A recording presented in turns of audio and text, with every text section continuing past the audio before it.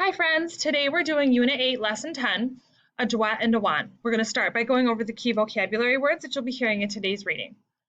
Our first word is horizon, the line in the distance where the earth or ocean seems to meet the sky. Our next word is channel, a long, narrow row dug for planting seeds. Our next word is store, put things away for future use. Our next word is germinate, or to sprout. And our last word is scuttle, to run quickly and playfully or to scamper. We are now going to move into today's reading. Chapter 6, Adoette&Awan, the Bird Chasers. Adoette, it's time to go, whispered Awan. The sun is almost up. I'm coming, Adoette replied softly as she tiptoed through the doorway of her home. I have fish for us to eat later, she continued. I have water for us to drink, Awan said as he smiled at Adoette. The children chatted with each other as they made their way towards their family's cornfield. The cornfield was a short distance from their village near the river. As they walked, the sound of crows cawing rose up into the warm spring air.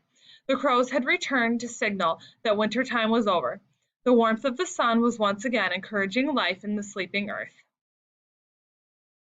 This is Adoette&Awan heading toward the cornfield.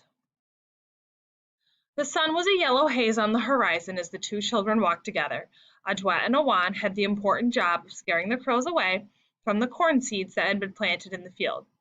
The crows had returned just in time to watch the men of the village plant their crops. The dirt, no longer frozen, was now warm enough for planting. Using a hoe fashioned from the jaw bone of a deer and a small tree branch, the men created long, thin channels in the dirt. They placed the corn seeds 1 footprint apart in the bottom of each channel. They covered the seeds with dirt and watched as the rainfall and the sunshine did the rest. Each family group had its own cornfield. Corn was an important crop. It would be stored for the winter in grass-covered pits. Corn was used to make flour for fried cakes, breads, and puddings. The husk of the corn plant were used to make baskets and mats. In addition to corn, each family grew beans and squash. They also hunted and fished. Once the corn was planted, the women and children checked to make sure the young seedlings got plenty of water. If the spring rains did not come and water the earth, then the women and children did. The children also had the job of protecting the young plants from all kinds of hungry critters. This is people working to plant corn seeds. Adoette&Awan were sent to the family cornfield each day to guard the crop. As the corn had just been planted, crows were the worst enemy. They would either dig up the newly planted seeds with their sharp talons, or they would wait for the seeds to germinate. Then they would pull up each seedling plant, cawing with delight as they consumed the corn seeds and discarded the rest. As the two children arrived in the cornfield, they could see several crows were already there. The crows sat in the dirt watching the young plants. Adoette&Awan placed their supplies on the ground and yelled at the crows. The crows stared at the children with their coal-black eyes. Then they flapped their wings and flew away. One crow, however, could not quite lift its body off the ground and instead tried to scuttle away from the children. It made its way towards some low-lying shrubs. "Oh, it's injured!" exclaimed Adoette. "We must help it!" "Help it!" screeched Awan. "We're supposed to chase it away!"